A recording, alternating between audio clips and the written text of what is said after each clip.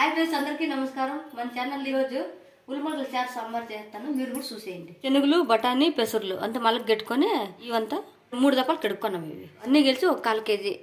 ఈ సాంబార్ కావాల్సిన పదార్థాలన్నీ చూసేద్దాం. 20 ఒట్టిమిరపకాయలు, 1 గిన్నెడు ఎర్రగడ్డలు, 3-4 టమాటాలు కోసుకుండేది, గించి అల్లం, 2 గడ్డలు తెల్లగడ్డలు, పచ్చి కొబ్బరి, చెక్క, లవంగము, మిరిగింజలు, ధనియాల పొడి, పుదీనా, కొత్తిమీర. ఇంక మామూలు మీవి తిరుగుబాటుకి సాసులు, ఆవాలు, శనగబ్యాలు, ఉద్దిబ్యాలు, ఎర్రగడ్డలు. ఈ సాంబార్కి మసాలు మిక్సీకి పట్టుకున్నాం. అల్లము, తెల్లగడ్డలు, ఒట్టిమిరపకాయలు, ఎర్రగడ్డలు, ఇది పచ్చి కొబ్బరి, 4 స్పూన్లు ధనియాల పొడి, టమాటాలు 4, కొత్తిమీర, ఇది పుదీనా. స్టవ్ అంటించుకొని పాత్ర పెట్టుకున్నాం. ఇప్పుడు నూనె వేసుకున్నాం. శనగబ్యాలు, ఉద్దిబ్యాలు, సాసులు, జీలకర్ర.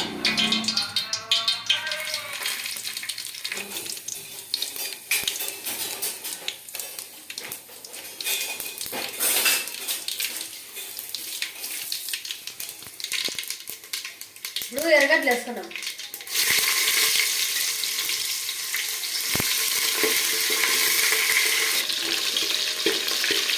పసుపు, ఉప్పు వేసుకున్నాం.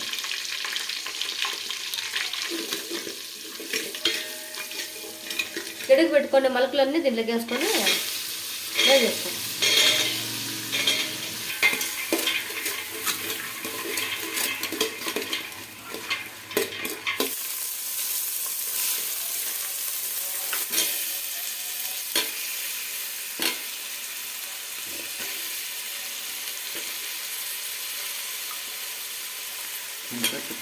ఉల్లిగడ్డ,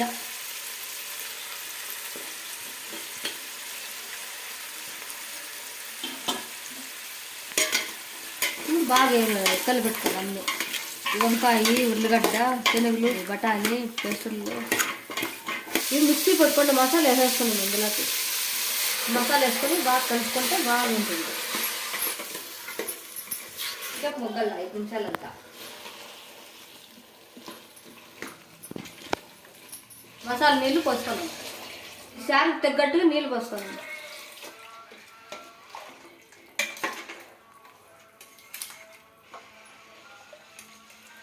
తగ్గట్టుగా ఉప్పు వేసుకున్నాం. ఒక 20 నిమిషాలు ఉడకబెట్టుకోవాలా. ఇంకా ఉడకాలి కొంచెం. ఇప్పుడు మూత తీసి చూద్దాం.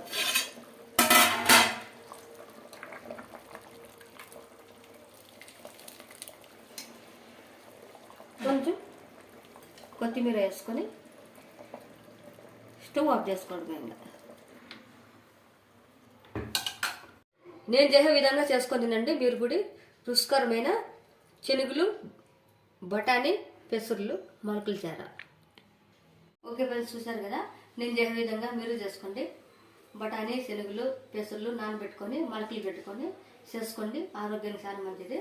నేను చేసే విధంగా మీరు చేసుకుంటుందండి. మీకు నచ్చితే లైక్ చేయండి ఫ్రెండ్స్. మీరు చేసుకొని తిని కామెంట్ చేయండి. ఓకే ఫ్రెండ్స్, నెక్స్ట్ వీడియోకి వెళ్దాం ఫ్రెండ్స్. బాయ్.